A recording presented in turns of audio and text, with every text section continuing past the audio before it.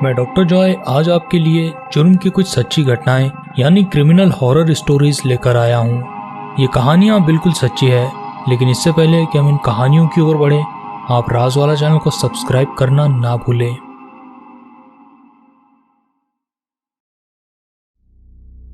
मुझे जंगल में समय बिताना पसंद है, लेकिन 2010 की वेकेशंस में जो खौफनाक हादसा मेरे साथ हुआ वो मुझे अब भी रातों को जगाए रखता है। उस समय मैं 28 साल की थी और मेरे पति के साथ छुट्टियां मनाने जंगल में गई हुई थी। हमने यहाँ एक कॉटेज किराए पर लिया था। इस कॉटेज को एक बूढ़े दंपति चलाते थे। वो लोग इस कॉटेज से कुछ मील दूरी पर एक गांव में रहते थे। जब हम इस कॉटेज में पहली बार पहुंचे तो हमें पहली नज़र में ही ये पसंद आ गया था।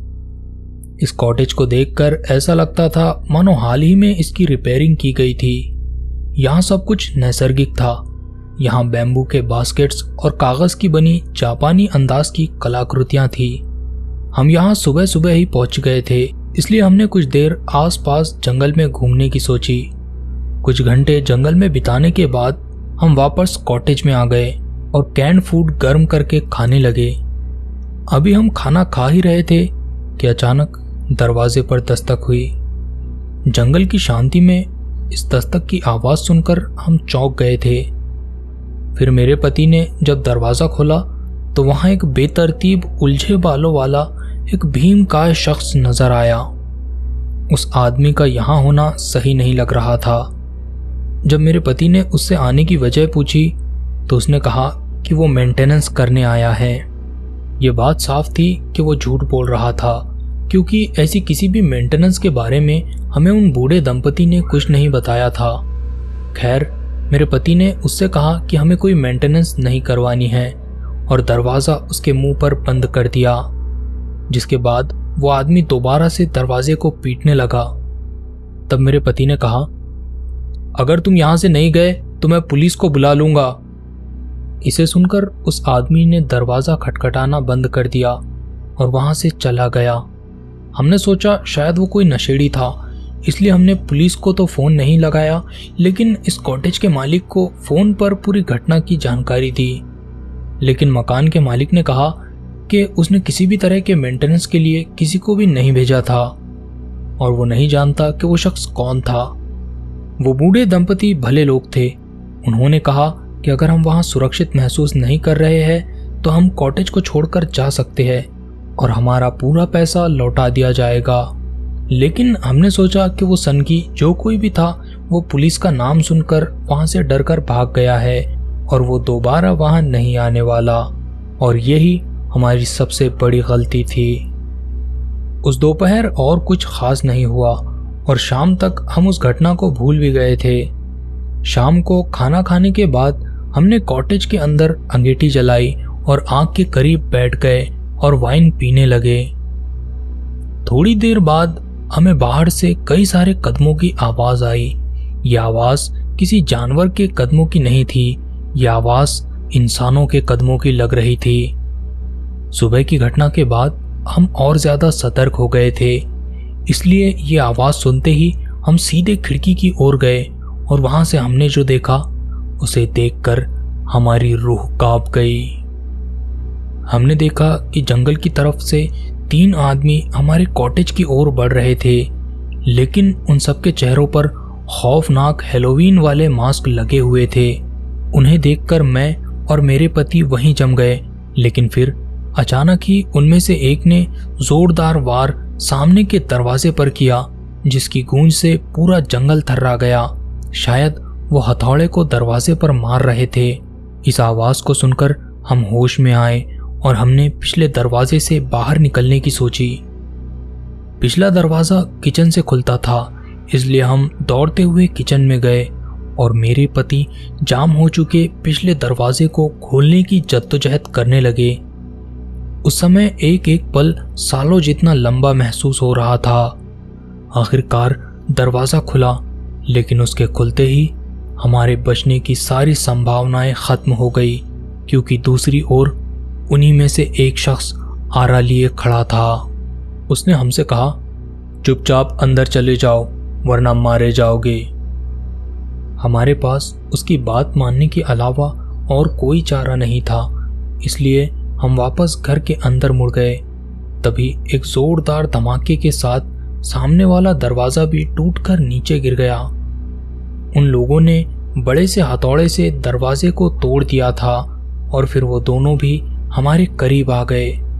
मेरे पति शांत रहने की कोशिश कर रहे थे, जबकि मैं मारे डर के उनसे हमें छोड़ने की मिन्नतें करने लगी। तभी उनमें से एक बोला, खामोश हो जाओ, अगर जिंदा रहना है तो हमारी बात मानो। इसके बाद वो तीनों हमें ऊपर के एक कमरे में ले गए और हमें घुटनों पर बैठने को कहा। जब मेरे पति ने इस पर विरोध किया, तब उनमें से एक ने मेरी गर्दन पर कुल्हाड़ी रख दी। इसे देखकर मेरे पति ने सरेंडर कर दिया। फिर उन लोगों ने हमारे हाथ पीछे की तरफ बांध दिए। मैं एक बार फिर उनसे हमें छोड़ने को कहने लगी। मैं कह रही थी कि वो हमें छोड़ दे और हम किसी को कुछ भी नहीं बताएंगे। तभी उनमें से एक ने तकिए का कवर निकालकर मेरे मुंह में ठूंस दिया और मुझे खामोश रहने को कहा। फिर दो लोग नीचे चले गए, जबकि एक आदमी हम पर नजर रखने के लिए वहीं रहा। नीचे वाले आदमी तोड़ फोड़ करने लगे, मानो वो किसी चीज को ढूंढ रहे थे। दीवारों पर हथौड़े और कुल्हाड़ियों के चलने की आवाजें लगातार आने लगी थी। करीब आधे घंटे तक तोड़फोड़ करने के बाद एक शख्स की आवाज आई, मिल गया। और फिर वो जो कुछ भी था वो उसे निकालने के लिए उन्होंने और तोड़फोड़ की। फिर वो ऊपर आए और उनमें से एक हथौड़े वाला आदमी बोला, तुम्हारे फोन्स कहाँ हैं? मुझे अपने फोन्स दो। फिर उसने हमारे सेलफोन्स लिए और हमें कहा, 1 घंटे तक यहाँ से हिलना भी मत, वरना मौत पक्की है। इसके बाद वो तीनों नीचे चले गए और वो जो कोई भी चीज़ थी उसे अपने साथ लेकर चले गए। 10 मिनटों बाद उनकी आवाज़ें आना बंद हो गई थी। मेरे पति ने किसी तरह अपने हाथ खोल दिए थे और फिर उन्होंने मेरे भी हाथ खोल दिए। फिर हम दबे पांव से नीचे आए। नीचे कयामत का मंजर था।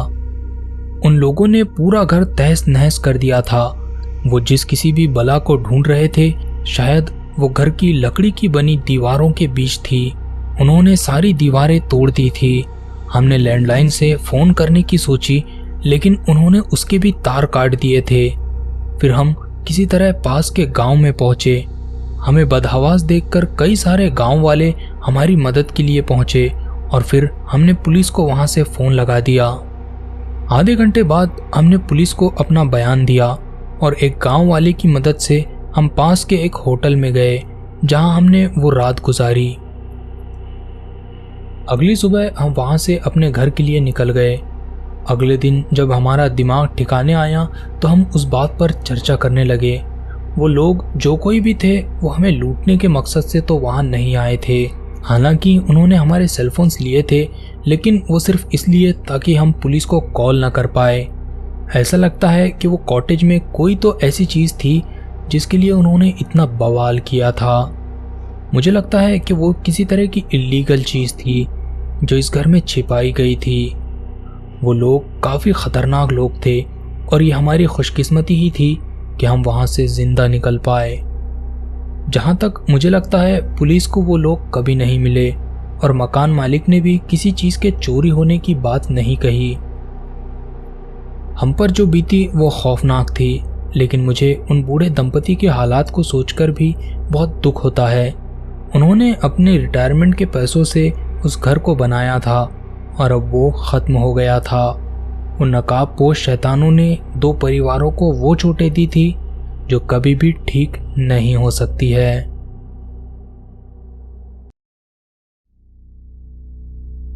मुझे दुनिया भर में घूमना पसंद है और मैं साल में कम से कम एक बार देश से बाहर ज़रूर जाता हूँ। मैं वैसे तो ब्रिटेन में रहता हूँ, लेकिन पूरी दुनिया को अपना घर मानता हूँ। दुनिया भर में घूमते हुए मैं कई तरह के लोगों से मिला हूँ। ज़्यादातर लोग मुझसे अच्छे से ही पेश आए हैं। मेरे ज़्यादातर अनुभव दोस्ताना ही रहे हैं, लेकिन कभी कभार कहासुनी हो ही जाती है। ये कोई बड़ी बात नहीं है, लेकिन आज जो अनुभव मैं आपको बताने वाला हूँ वो इतना खौफनाक था कि अब भी मुझे उसके बुरे सपने आते हैं। उन दिनों मैं मिस्र में था। मैं यहाँ के पिरामिड्स घूम चुका था और उन्हें देखकर मैं काफ़ी प्रभावित भी हुआ था। खैर, उन दिनों वैलेंटाइन वीक चल रहा था और ऐसे में मैं काफ़ी अकेला महसूस कर रहा था। मुझे तलाश थी एक साथी की। मैं चाहता था कि कम से कम जितने दिन इस देश में बचे हैं वो अकेले ना गुजरे।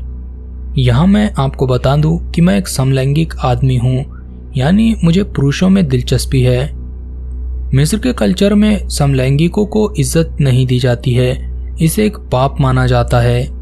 ज़्यादातर समलैंगिक यहाँ अपनी पहचान छिपाते हैं और यहाँ समलैंगिकों के लिए कोई बार वगैरह भी नहीं है। ऐसे में पार्टनर की तलाश करने के लिए मैंने ऑनलाइन डेटिंग ऐप का सहारा लिया। ऑनलाइन भी ज़्यादातर प्रोफाइल्स पर फोटोज नहीं थी।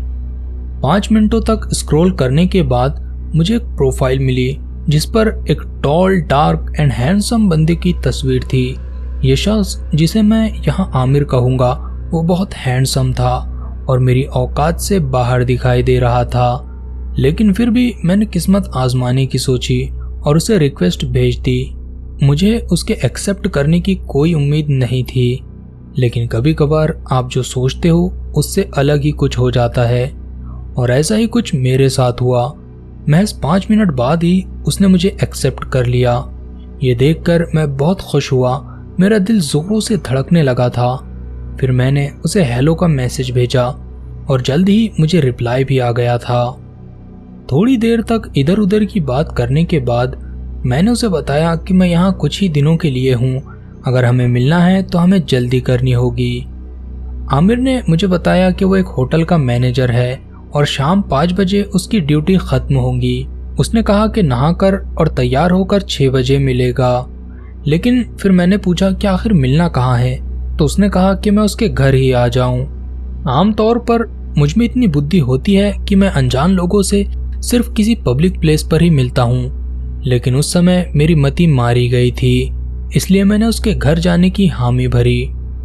आमिर ने मुझे अपना एड्रेस भेजा और मैं शाम 6 बजे के करीब उसके इलाके में था। जब मैं उसके घर के पास पहुंचा तो मैंने दोबारा से एड्रेस को देखा कि कहीं मैं गलत जगह तो नहीं पहुंच गया हूं, क्योंकि ये घर काफी बदहाल था। कम से कम ये किसी मैनेजर का तो घर नहीं लग रहा था। लेकिन फिर मैंने सोचा कि मुझे इस तरह से किसी के बारे में नहीं सोचना चाहिए। फिर मैंने आगे बढ़कर दरवाजे पर दस्तक दी। अंदर से कोई आवाज नहीं आ रही थी, तो मैंने सोचा शायद कोई घर में है ही नहीं। यही सोचकर मैं पलटने ही वाला था कि तभी दरवाज़ा खुला और एक शख्स दिखाई दिया। ये आमिर नहीं था। उसने मेरा नाम लेते हुए कहा कि मैं अंदर आ जाऊं, लेकिन मैं वहीं खड़ा रहा। तब उसने कहा, मुझे आमिर ने तुम्हारे बारे में बताया है। आमिर थोड़ी देर में आने वाला है, तुम अंदर आकर इंतज़ार करो। जब वो आएगा तो मैं यहाँ से चला जाऊँगा। वो मेरा दोस्त है। मुझे उसकी बात पर यकीन नहीं हो रहा था, इसलिए मैंने कहा, मैं नीचे इंतज़ार करता हूँ। यह सुनकर उसके चेहरे के भाव बदल गए। अब तक तो उसका व्यवहार दोस्ताना था, लेकिन अब वो गुस्से में नज़र आ रहा था। इसे देखकर मैं बिना कोई बात सुने सीढ़ियों से नीचे उतरने लगा, लेकिन तभी मैंने तेज़ तेज़ कदमों की आवाज़ सुनी। शायद वो आदमी मेरे पीछे दौड़ रहा था। अब मैं बहुत ज़्यादा डर गया था। मुझे लगा मैं ख़तरे में हूँ, इसलिए मैंने दौड़ना शुरू कर दिया। उस घर से निकलने के बाद जैसे ही मैं सड़क पर आया, मुझे पुलिस की कार दिखाई दी और वहाँ 2 पुलिस वाले भी खड़े थे। ये देखकर मैं मदद के लिए उनके पास गया। शायद वो लोग अंग्रेज़ी नहीं समझते थे, इसलिए मैं बार बार अपने शब्द दोहराकर और इशारों से अपनी बात समझाने लगा। तभी मैंने देखा कि वो आदमी जो मेरा पीछा कर रहा था वो भी पास आ रहा था। तब मैंने पुलिस वालों को उसकी तरफ इशारा किया। फिर ऐसा कुछ हुआ जिसकी मुझे बिल्कुल भी उम्मीद नहीं थी। उनमें से एक पुलिस वाले ने ज़ोर से मेरे पेट में मुक्का मारा और फिर दूसरे ने किसी चीज़ से मेरे सर पर वार किया और मैं बेहोश हो गया। जब मैं होश में आया तो मैं लॉकअप में था। मुझे समझ नहीं आ रहा था कि आखिर मुझे अरेस्ट क्यों किया गया था। उस समय मैं नहीं जानता था कि समलैंगिकता इस देश में अपराध है। थोड़ी देर बाद कुछ पुलिस वाले वहां आए और मुझे पीटने लगे। वो लोग मुझे घृणा से देखते, मुझ पर थूकते और हाँ, लात और घूंसे तो थे ही। एक रात इस काल कोठरी में बिताने के बाद सुबह मुझसे मिलने एक ब्रिटिश आदमी आया। मैं जिंदगी में पहली बार किसी ब्रिटिश को देखकर इतना खुश हुआ था।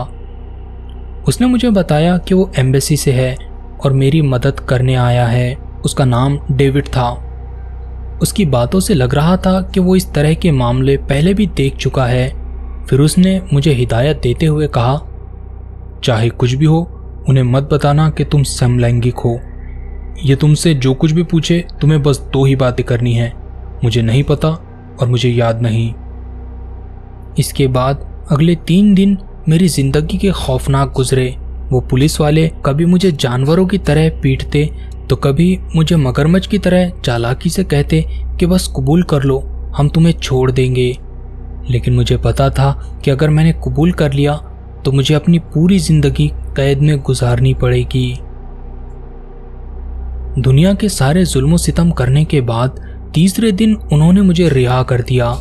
डेविड ने मेरे घर जाने का इंतज़ाम कर दिया था। मैंने डेविड का बहुत बहुत शुक्रिया अदा किया।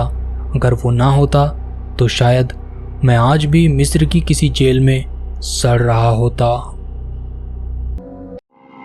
तो दोस्तों, आई होप कि आपको ये कहानियाँ पसंद आई होंगी। अगर आपको ये कहानियाँ पसंद आई है तो इस वीडियो को लाइक ज़रूर करें और अपने विचार और अपनी फरमाइशें कमेंट सेक्शन में देते रहें। मैं आपको मिलता हूँ किसी और वीडियो के साथ। तब तक के लिए गुड बाय।